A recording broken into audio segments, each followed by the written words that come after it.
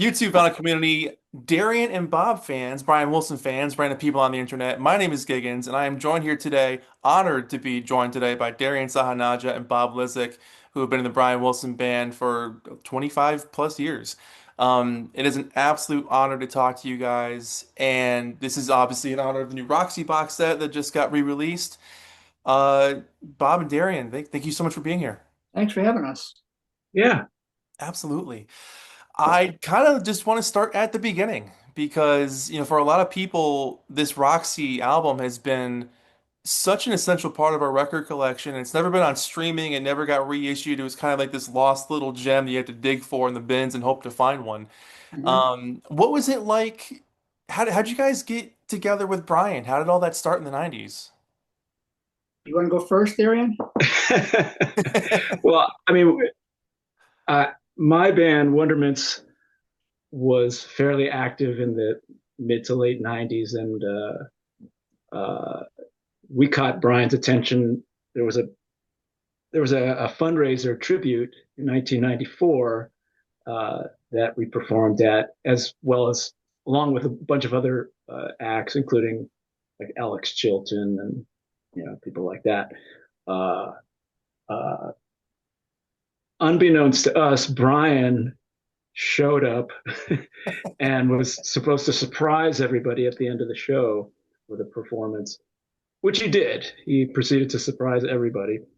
But the story is that when my band was on stage, he was backstage and heard us performing uh, and perked up and said, well, what is this? Who are these guys? And somebody had to tell him that it was, you know, one of his songs that he couldn't remember. It was This Whole World that we were performing, So good. and he he perked up. I like the story that he thought, because I know what it sounds like from backstage. You don't hear a lot of detail. You just it's kind of muffled through the walls. So Yeah. I love that he not so much heard the song as much as he just heard the feel of it. And it must have felt good. And that's where we met him. And then from there, he started to come to some of our shows. And then when he would do a few radio shows, he would ask that we be his backup support should he want to perform any songs on the radio. Yeah.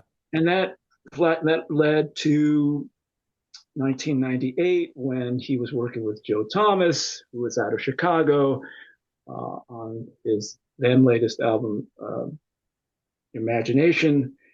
And that's when we got the call that he apparently wanted to go out and to do some live shows to promote the record, which of course we were sort of like, how's that going to work? This Brian Wilson, the poster child of, you know, ditching the road, in favor of staying home. And, Yeah. and so we just didn't know how it was going to work. But I know, Bob, you want to step in at this point? This Sure, is kind of where you were. sure. Yeah. Well, I got a call. I used to do a lot of sessions for Joe, who produced the Imagination album, and he called me and just said, "Hey, I got a couple more songs to finish on Brian's album. You want to play on it?" I went, "Yeah, of course." So I went and did I played on I think 3 tracks on the album with I think Todd played drums on those, and then Todd all of a Zuckerman. sudden it was like, well, Brian wants to do, they want to do a tour, so we didn't know what was going on, and he had I don't think his. anybody knew what was going I on. know, right? He had his Chicago contingent, and then then the Wonderments were there, so we all kind of met in St. Charles, and they got Which a is a suburb of blast of the Chicago. cold weather. Yeah. Wow. And it kind of got put together in Brian's basement in St. Charles, where Joe had set up the studio that used to be in the city. When that went on there, he got was it the Neve board down Yeah. in Oh, Brian's wow. basement, and Cool. it had it set up as a whole studio, and we rehearsed songs there, and that's when I met these guys, and Hmm. and that's how it started. So when you Yeah. guys got together and kind of jammed and you were kind of learning the feel from each other and how the riffing was going to work together, did Brian have an idea of what he wanted for a set list, or did you guys kind of pitch songs and be like, "Hey, what if we tried this one?" And it went from there. What was it like? I don't think Brian had an idea of a set list. I mean, I have to say, the the guys from Chicago, myself, Todd, Paul, and Scott at the time, uh, we were just vaguely familiar. We knew some of the Beach Boys songs, but then you had the guys in the Wonderments that, Darian, they knew everything about it. So it was kind of like, I don't think we knew what the exact set list was going to be, other than we knew we were going to play some hits. Sure. Because I mean, So Yeah. there's some deep cuts on that CD. I mean, bringing out like "Kiss Me, Baby" was kind of a deep cut. Or "Little Girl I Once Knew." I mean, they never Beach Boys never played that song. That must have right, been a trip. Yeah. I wish we were still playing "Little Girl." I love that song. Yeah. Look, So I good, would say man. it was amazing. Amazing. So good. Um, I mean, I don't know how much of a detail, how much detail I want to go into those Yeah, early days, but yeah, there was definitely uh, a difference in opinion of how to yeah, approach stuff. And Brian, unfortunately, on those early rehearsals, to answer your question, wasn't even around. It was more about, you know, Joe and Brian's wife, Melinda, just sort of entertaining this concept. Well, let's get a band together, see what it sounds like, and if it's working, then we'll bring Brian in and and see what he thinks. Sure. right. Um, And there were some of those things that Joe wanted to kind of try to modernize, and yeah. yeah, and I knew there was strong resistance from you guys, and that was great. I mean, because why? These are great songs. Well, yeah. I mean, again, not to get too, I don't want to discredit, especially the people who are passed on. Right, right. Um, but yeah, basically, early on, I was pretty unhappy with the way the first rehearsals were going, especially since Brian wasn't there. I Yeah. just thought that there were too many liberties being taken, and I kept it to myself. But I remember after the first night, I was back at the hotel and got a call from our then manager, Chris Carter, who now does Oh, Breakfast with the Beatles. He was our yeah. manager at the time. Whoa, cool. But you know, he was checking in to see how things were going because we were a band that he was representing, and what we were doing was cool. And basically told him, I'm not sure. I don't know about this because it's going in. I'm not that through. And said, okay, well, why don't we the next day, go back in tomorrow, have rehearsal, and then we'll report again, and we'll kind of go from there. Yeah. So I don't know, Bob, I don't know if you remember this, but so the next day we're all at rehearsal, and I think after the third or fourth song, like Joe says, "Everybody stop! Meeting Oh, in the that's right. green I remember room that. or whatever, I remember wherever." that. Yeah, and we all had to sit down and close all the doors. And he says, "I just spoke to Melinda, and she says that somebody in the Wonderments is not really happy with the way rehearsals are Oh going." Oh, Yeah, I yeah, remember that. And then and didn't we all go out to then you guys and us from Chicago went out to dinner that night. yeah. And But that's when we before kind of that, got yeah, together. that's yeah. But before that, when Joe sort of had that meeting, confronted us, I kind of raised my hand and said that would be me. And so Joe and I got in a little bit of a back and forth. He was saying things like, you know, if why would anybody want to hear these songs just like the record? If they wanted to, they can just put on the record. And I would say things like, yeah, but I think that's a decision that maybe Brian should make. Yeah, I think we should at least start with what made them classic in the first place. A lot of these songs have never even been performed. Yeah. Uh, Yeah. things like that. And I even remember it was just such a God, it was crazy. It was a crazy moment, but I just remember I may even have said something like, I'm not in the business of painting mustaches on Mona Lisa's or something like that. And anyway, what happened was, Joe kind of says, well, you guys need to decide what you want to do. And I can't believe I'm talking about this in an interview. This is the first time, but a long time has passed, so it's cool. Wasn't Jeff trying to be mediator? Yeah. Jeff was trying to be the mediator.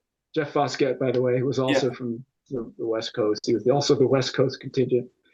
But what ended up happening was I went over to the guys, Mike and Probin and Nick, and I said, hey, this was obviously a result of my conversation with Chris. I'm so sorry. I know, I get it. If you guys want to, keep going, this is cool. But I don't know if I could stick with this if it's going to keep going in the way it's going. And we talked about it a little. And then Mike, our drummer, always the level head, always the sort of the neutral party. He says, well, why don't we get through today and we'll tell Joe that we'll have an answer for him by the end of the day. And I said, okay, all right. So we go back to our positions and I think we start rehearsing, I don't know, one of the Good Vibrations or California Girls or something like that. And Joe starts to starts to hand out vocal parts, background vocal parts. And at one point, he tries a harmony and he says, okay, everybody do it together. And we all sing it together. And Joe, unlike the day before, all of a sudden says, that sounded okay. What do you think, Darian? And it was like at that moment it just sort of like changed. I realized, maybe that little back and forth we had, it kind of perked him up a little. He kind of Yeah. opened his eyes a bit and said, oh, maybe we shouldn't take too many liberties. Maybe we should. And so from there on out, what we ended up doing, I don't know if you remember this, Bob, but Joe started to record our takes, Right. performances. Right. And we would try it one way. We would try it sort of the embellished versions. Yeah. And then we'd try it in a more classic way, like the recordings. And we would record them so that he can play them for Brian when Brian got into town. Yeah.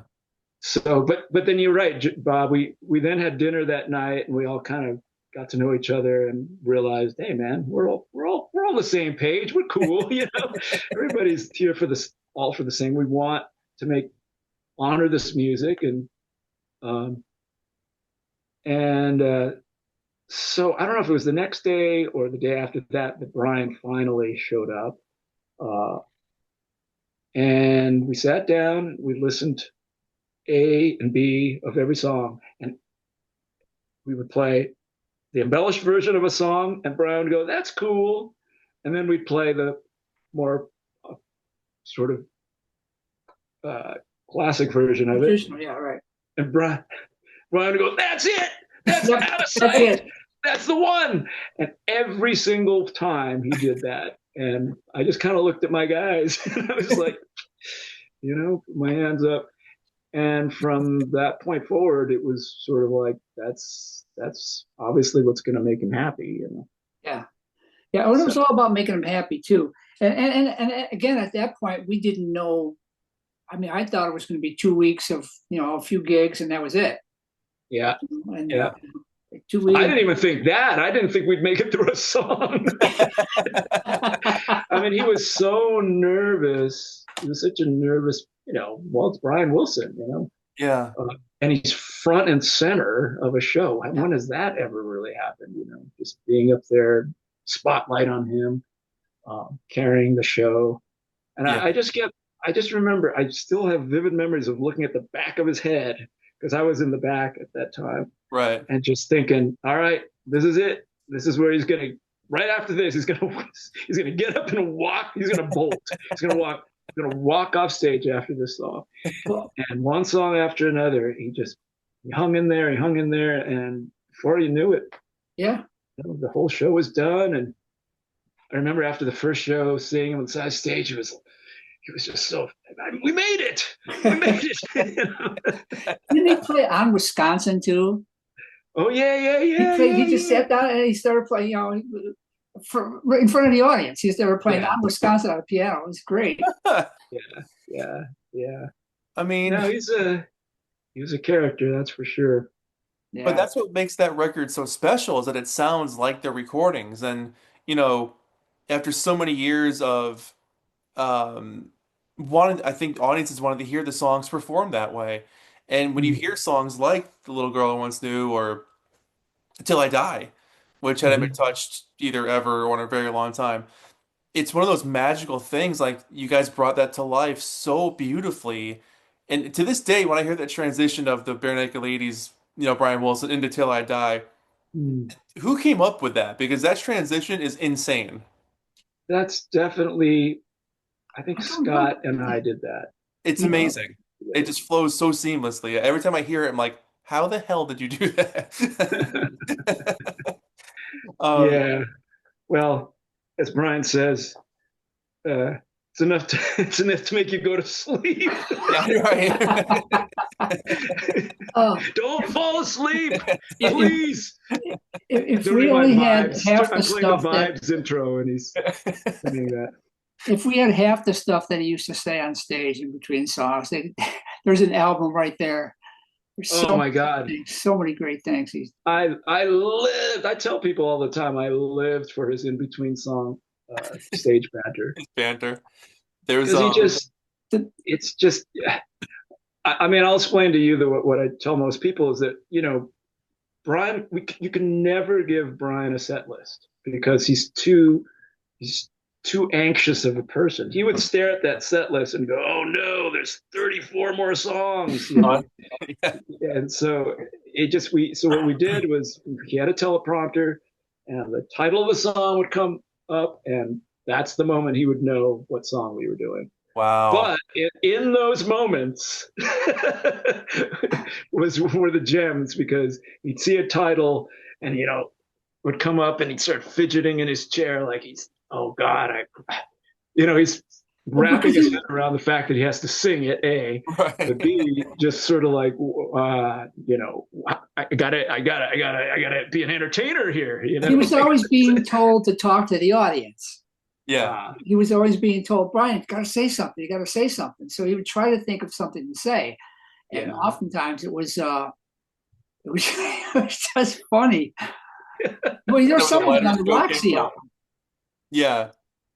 Is that where the lighters joke came from? Where he's asking people to Oh get yeah, the lighters, he's counting the lighters in the audience? the lighter and row row row your boat. Oh yeah. Yeah. I mean, those are just from the mind of Brian Wilson. I mean, nobody could, if you gave me 100, uh, like suggestions of things Brian, that I should suggest to Brian to say in between, I would never come up with cigarette lighters Right. and or row, row, row your boat, but that's Brian. But Um, people loved it. The people loved it, man. Especially yeah. row your boat. Everybody started joining in, and it's great. Well, because it's so genuine. I mean, he was such an honest, sincere person that Mm. anything he said in between songs were just absolute gems. My favorite was actually the beginning of "Little Girl I Once Knew," Bob. Oh yeah. It's the for Chinese. for a while there, obviously Giggens, the intro. It has this sort of like boom, gung, gung, and it's these fourths on the bell tones, right? And so Brian would see the title come up, and again he'd fidget. He'd go, yeah, this next song. Listen to the intro. There's a little Chinese going on, but after that, it's all American. Oh, jeez. Oh, And then you get on a roll. Like the next show would be the same thing. Like it would come up and you go, I'd like to dedicate the first four notes of this next song to China. Oh man, It's he was the best. The absolute best. Oh my God. Uh, And that kept going on for 25 years. I right, mean, yeah, yeah, right. up until the last few years, unfortunately, when his health was really going Yeah. sideways. But yeah, it was. I lived for those moments. Um, I mean, he was just Surfs Up, the Surfs Up surfs, one, the Surfs surfs Up up, one is the surfs best. up because That's the best one. that was yeah, that was fairly recent. That was no, I think that was when Love and Mercy movie came out. It was featured in the film, so Yeah. we thought, oh, maybe we should start performing that at our shows. But of course, Brian, it would come up again. He'd see it, and he'd be like, "Uh, this next song." And you could tell he's just trying to cope with the concept of having to do the song because it's a hard song for It's a anybody to heavy sing, let song. It's a alone deep Yeah. song, yeah. Yeah. but looks at it, he says, this next song's about 3.5 minutes long, but it feels like 2 weeks. It's like Then the next one, when he didn't want to do it, he would go, because we all wanted to do it. He'd go, some of the people up here don't like this song. And it was only him that didn't want to do it. yeah, some people up here don't really like because he goes don't really like the song. I wouldn't say they hate this song because that would be inappropriate to say.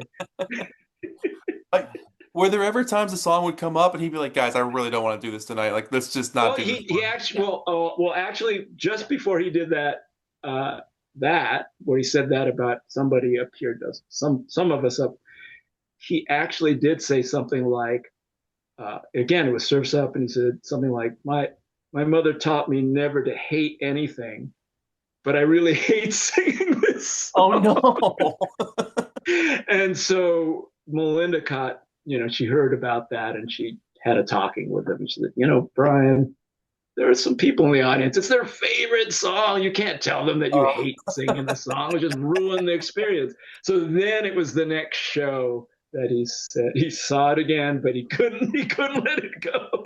Some of us up on stage. Oh. I Oh mean, man. not to go off on a whole different tangent, but like over the years, if you guys would play something from Smile, was he hesitant about it, or was he more into the idea because you'd done it already, or what was it like to introduce Smile songs once in a while, besides Heroes and Villains and those kind of tracks? Well, most of the stuff from Smile we only did when we did the Smile tour, with the exception of Yeah. Yeah. Heroes and Villains and Surfs Up. Surfs Up. Yeah, Yeah. Because they were Yeah. all like smaller little vignettes. true. Mhm. So we weren't True. doing any. Did we? I don't think we did anything else from Smile except those two, right? Oh, geez. Nope. Not on their own. Not on Yeah, their own, no. Yeah, really. I don't think so. No, no. They were always within the Smile performances. Right. But to answer I don't know, were you talking about before we did this, the Brian Wilson Presents Smile stuff, or after? After Smile came Oh out. yeah, yeah. I don't know that we ever did. And if we did, he wasn't, yeah, I don't think we ever No, we suggested, never hey, did. Brian, let's do, Song Vegetable. for Children or, Right. I don't think we ever that was ever the case. Yeah, that's But it cool. was more building into doing the Smile stuff that was That was. We were yeah. not sure if he was going to go on stage that night. I Yeah. mean, Well, I mean the build up of like we had to slowly sort of wean him on the Smile material. We did Heroes. Um, and that only happened because I mean when we first started toward these early days, like even when this Roxy album came out, I think we were still under the instructions to not mention Heroes and Villains to Brian right. because Right. that would have been a song that would have like flipped him out or brought back you know, some unpleasant memories. So, and it was only at a Christmas party that I think David Leaf was at, and his wife Eva had asked Brian, Brian, as a Christmas present, what would you like? And I would like to hear Heroes and Villains. And he said, okay. So he played it on the piano that night. That kind of broke, that kind of broke the barrier. And from there, it was cool. We worked that into a set. I think we played it at a, But then first time was at the Radio City tribute. yes, the All-Star tribute. That was the Right. first time we ever played that. Yeah. I mean, it's a pretty incredible transition between you guys doing the Roxy concerts and then up to 2004 doing Smile. Like you got him, he was on the road. You did the Pet Sounds tour for a while, and then Smile, all in the span of like 4 years. It's kind of Yeah. It incredible looking back on it now. was ambitious for sure. Yeah, I Yeah, think I think the he Pet was great Sounds, at that time too. I mean, when I watched the videos of Smile and the Smile tour and things around that, man, he was singing so good and he was having yeah. fun. yeah. Well, I think he really reached a peak with Smile. It was because it was, you could tell. I mean, it was clearly he had this heavy weight on him for so many years, and he was maybe embarrassed or shy about all that. And to have that weight lifted was such a huge difference. You could Yeah. see that difference. He was really confident and proud, and uh, that was a really fun time. Yeah, I would say 2004, 2005, 2006. Those were great, great years. Oh, cool. I But mean, we built up to that with Pet Sounds, like you said. I mean, right. that's ambitious unto itself. We did Absolutely. that, and I think that gave Brian the confidence to move to another level. It's like, well, we did Pet Sounds, and that music isn't easy. So, um, you know, So it's Was one of those. I'm sorry, Bob, go ahead. was Pet Sounds one of the first things that any band did when they did the whole album? I think so. I mean, I I'm trying to think if there was any bands that did a whole, like, we're going to do our whole album at this time. Maybe not back then. It's way more common now. Yeah, yeah. Well, all I know is that I know, um, on a more local level, that my band Wonderments had we were kind of part of a sort of a pop movement in LA that was happening in the mid '90s, and another band at the time they were called Baby Lemonade, really good friends of ours. Cool. They started to back up Arthur Lee of Love, Whoa. at the time, and they became his band, and they ended up touring, performing the album Forever Changes from start to finish, which is a Unreal. fantastic record. Oh And yeah. I remember thinking about that when we were to take on Pet Sounds and using it as an example, like, hey, that's a cool thing, with strings and everything. In fact, by the time the Smile idea came about, uh, I thought there is no way we can perform this without real strings and horns and woodwinds, right?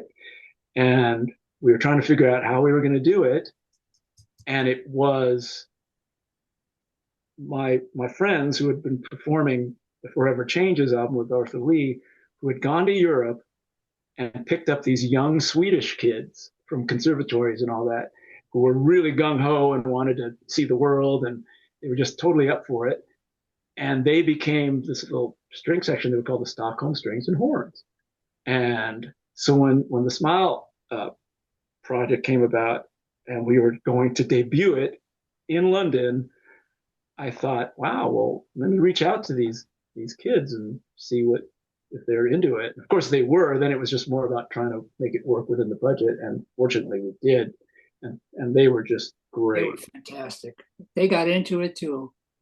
Yeah, and to this day, we're still lifelong friends. So many of them. So Well, cool. if you remember when we first did the Pet Sounds album, it was with a 60-piece orchestra. Yeah, Totally overkill. The which I symphonic thought one. was overblown.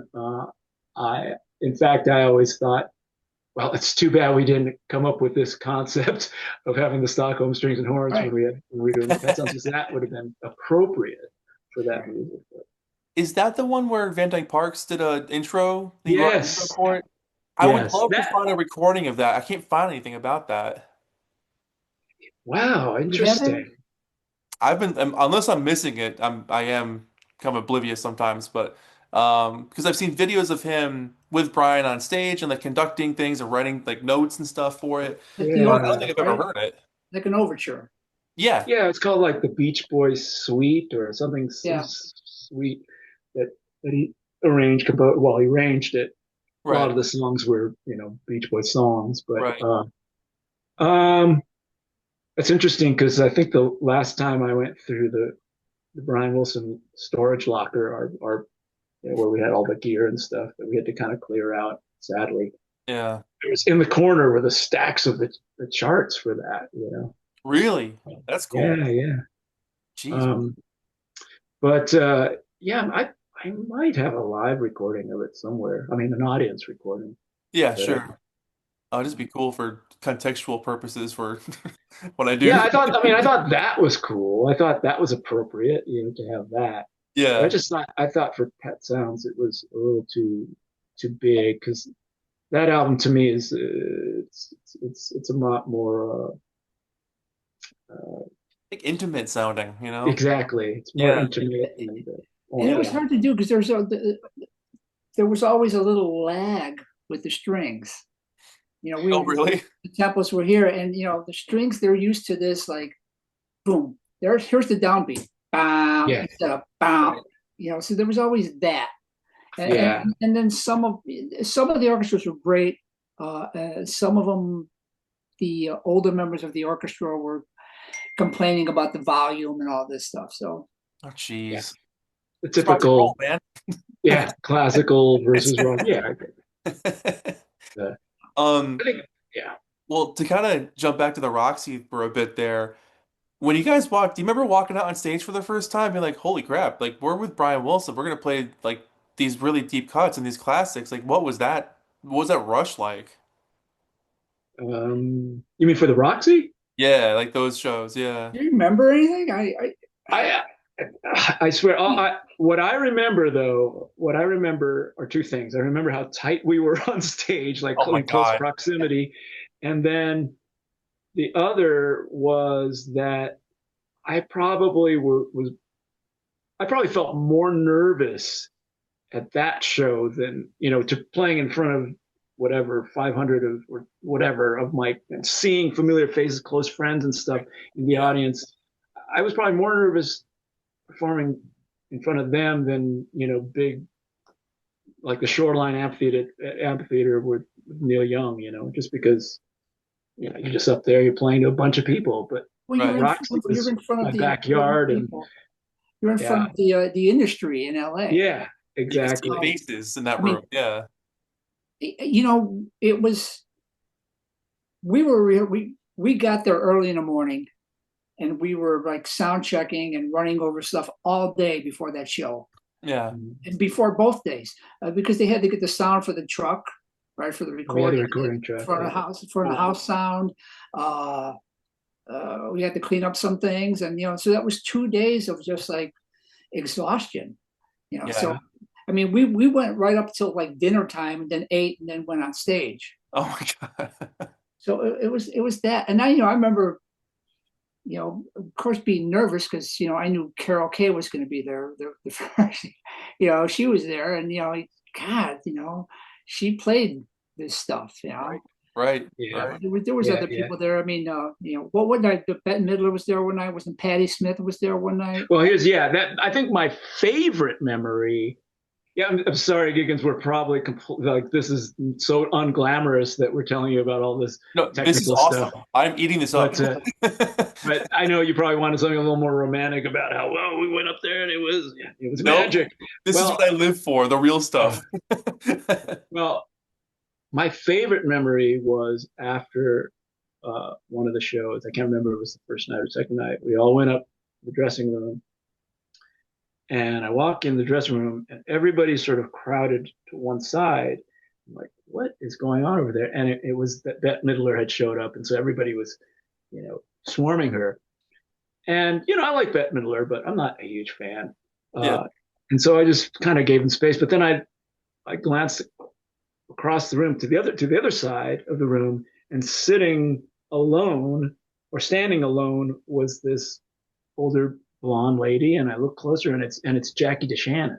Whoa. And so I immediately approached her and just introduced myself and told her how big of a fan I was and this and that.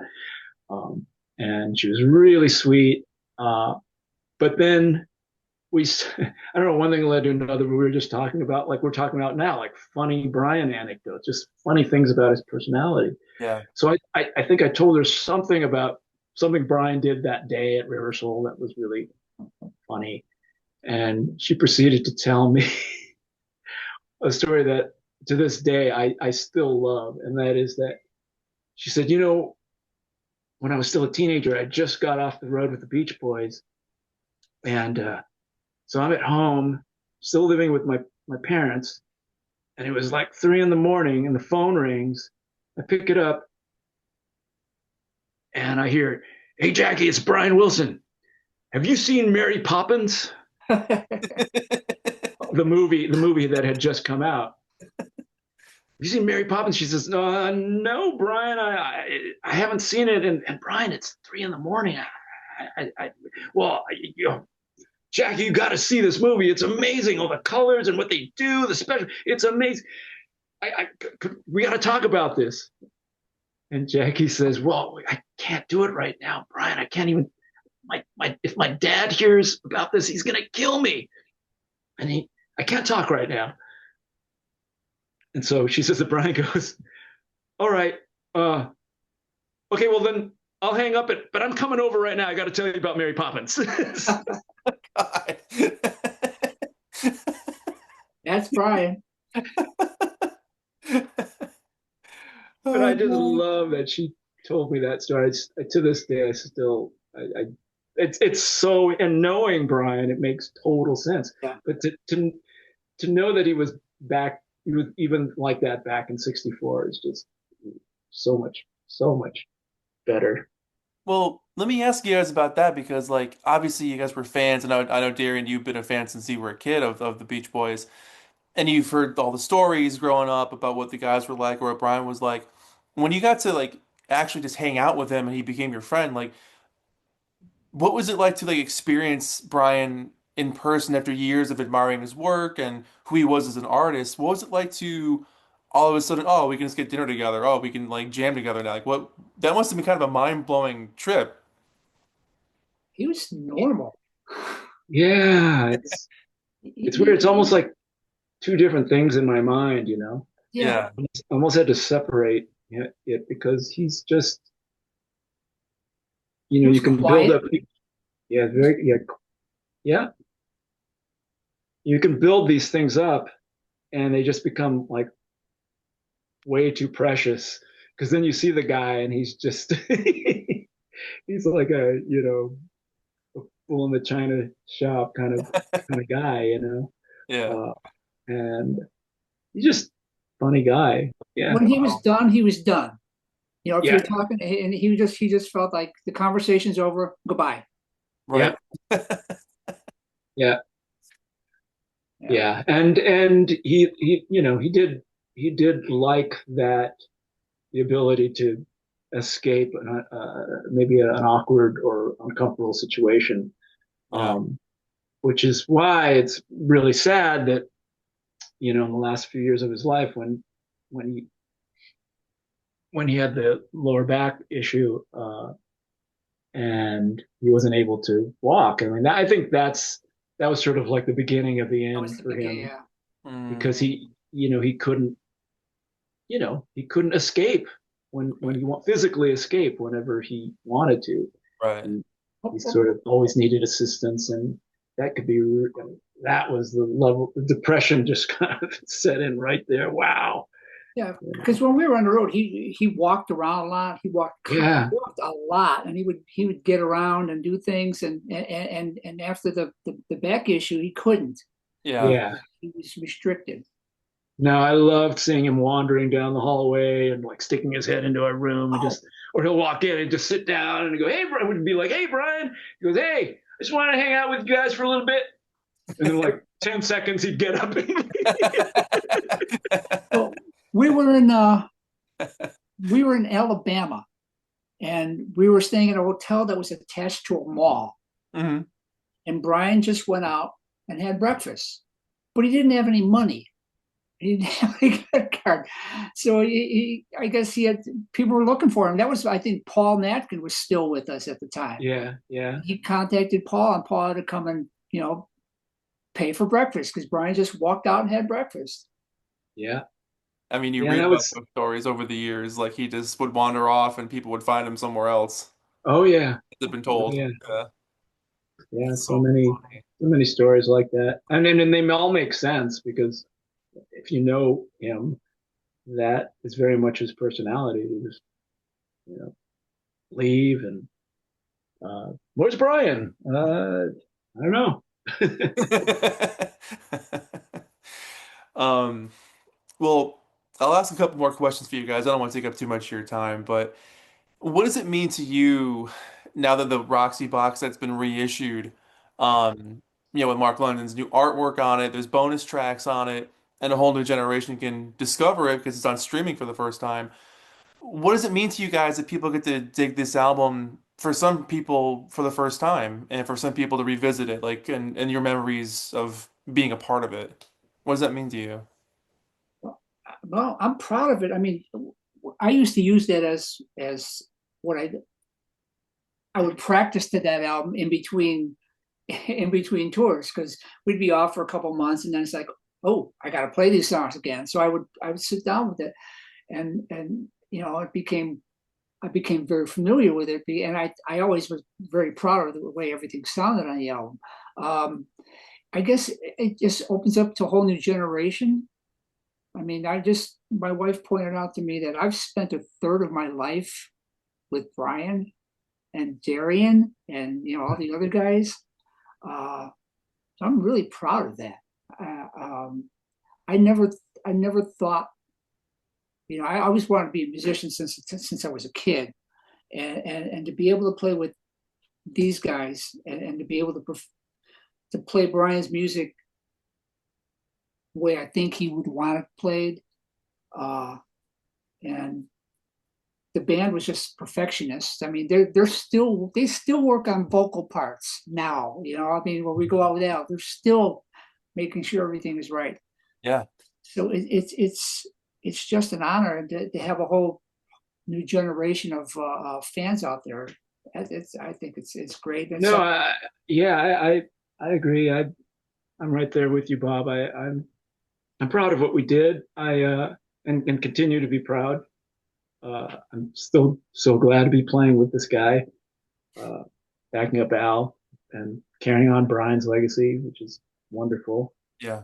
Um, but no, no, I think one of my some of the most satisfying moments for me are when I meet people who are probably in their 30s or 40s now, and they say,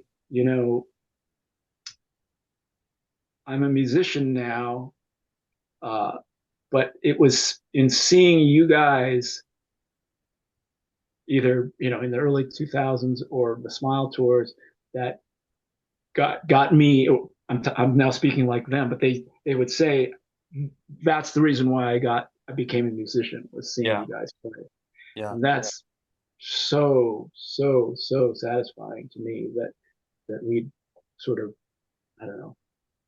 I mean, it's one thing to be really competent in your instrument and your singing, but it's sort of like a dime a dozen to me. There's a lot of great musicians, but to have it come together with a certain vision and a feel, and bringing out these sort of, I mean, I've always told people, and my dearly departed musical soulmate, Nick Walusko, who was in the band, for us, it was always important that we put into this music what we got out of it when we first experienced the music, the recordings, Yeah. whatever those emotions were, they were just whatever they were. Nick would be so amazing. He would listen the first opening note to California Girls would just be like, and you go, oh, like he cheered the whole world in just that first note because of the atmosphere and the emotion that's just in that first note.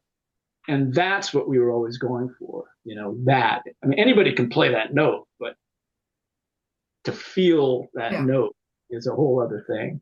And that goes that you could apply that towards the, every other instrumental sound and the way the vocals are phrased and the swelling and the, grooving just like right behind the beat that gives it that sort of laid back West Coast thing. Yeah. Uh, but those are all things that come together and create a sound and a feel. And I'm so happy, kind of like when I was describing earlier when Brian first heard my band Through the Wall, that it wasn't so much the detail, but it was the feel that he was responding to. And I would hope that's what people come away from from one of our shows feeling like they experienced something special as opposed to just a bunch of good musicians and singers playing together. No, it was always more than that with you guys, and it continues to be that way. I mean, I first got to see you guys on the Smile Tour 2005, and number one, I never thought I'd see Smile live in my life or buy it at the store, which was mind-blowing enough. But I saw you guys at the Oakdale in Connecticut, and I remember beyond doing the Smile album, you guys played the song Pet Sounds, and I remember being like, I never knew you can play this song live. I know people could do that. I just thought it was something you could only do in a studio because it was so intricate and detailed. But what was amazing about it was you captured the feeling of the song, which is way more important than hitting all the perfect notes or whatever. But you guys did do Exactly. that too. But like the feeling is what caught me. I remember leaving that night being like, holy crap, like I felt something at this show. And a lot of shows since then I've been searching for that feeling. So it's like Mm. you guys really make that music come to life. And like, I mean, obviously you guys lucked out with Brian, but Brian lucked out with you guys because Oh, like you really got to make something special happen for audiences that love that music, myself included. Um, so it's really cool to hear this Roxy box set and everything else you guys have done, of course, but this is the new one here. But um, it really means a lot that I got to talk to you guys too. I've been a big fan of yours for a long time. This is huge. Um, oh, so thank you so much for your time, guys. I really, really appreciate it. Thanks for having us, man. thanks for having us. It was really fun. Yeah. Absolutely, guys. And for everyone watching, if you have comments down, put them in the comment box below here on YouTube, and we'll catch you in the next video. But thanks for watching, everybody.